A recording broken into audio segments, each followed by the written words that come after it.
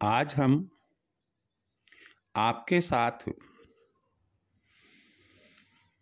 आध्यात्मिक चर्चा करेंगे।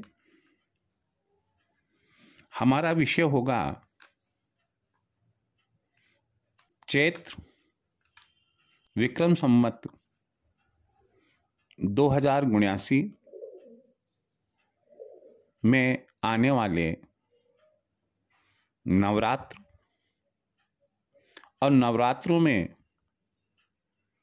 की जाने वाली पूजा अर्चना। चैती नवरात्रे बहुत ही महत्वपूर्ण नवरात्रे होते हैं। इन नवरात्रों को राम नवरात्रि के नाम से भी जाना जाता है।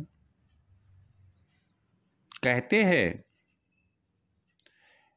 कि जब श्री राम लंका पर चढ़ाई करने की तैयारी कर रहे थे, उस समय उन्होंने समुद्र तट पर मां दुर्गा की उपासना की और उसके बाद ही रावण पर लंका पर चढ़ाई की और विजयश्री हासिल करी। इन नवरात्रों को हम शक्ति के नवरात्र अर्थात मां दुर्गा के नवरात्र मानते हैं। मां दुर्गा की ही 9 में पूजा की जाती है। वर्ष 2022 में ये चैत्र शुक्ल प्रतिपदा 2079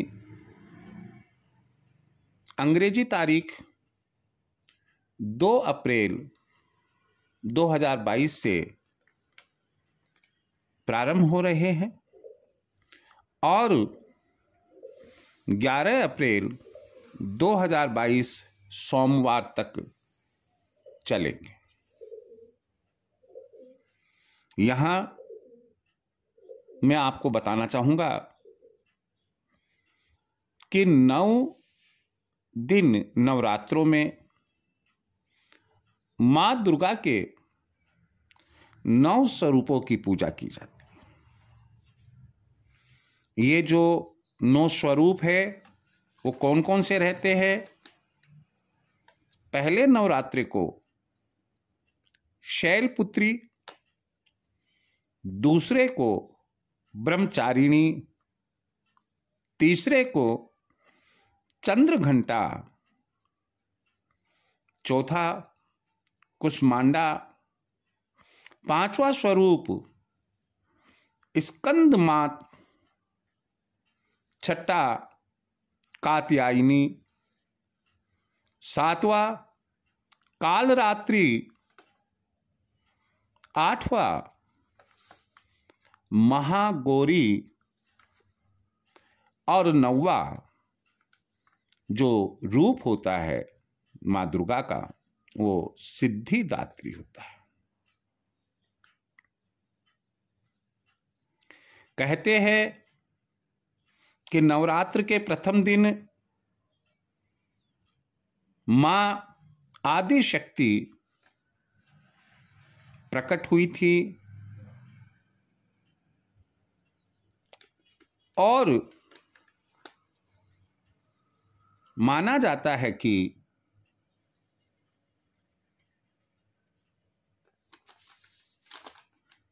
घोड़े पर सवार होकर आएगी।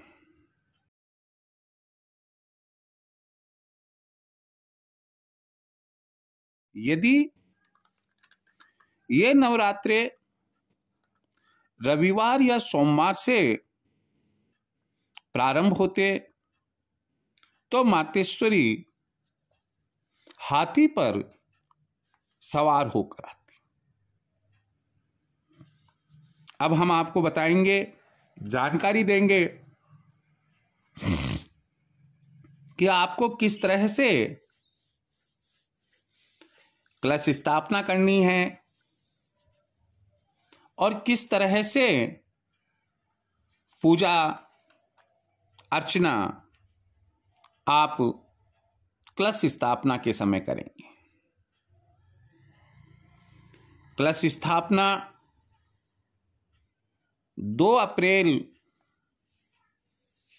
2022 शनिवार को प्रातः 6:01 से 8:29 तक और अभिजीत मुहूर्त 12:01 से 12:50 दिन के होंगे। कलश स्थापना के समय आपके पास में क्या क्या होना चाहिए? सबसे पहले आप मां दुर्गा की एक तस्वीर लें। उसके बाद अखंड ज्योति के लिए एक अच्छा दीपक बनाएं। एक मिट्टी का पात्र धामे के जैसा हो, जिसमें आप अच्छी उपजाऊ मिट्टी ले और उसमें मुट्ठी भर जो बढ़िया वाले उगने वाले वो मिलाकर और उसमें पानी छिड़क दे। एक मिट्टी का कलश ले,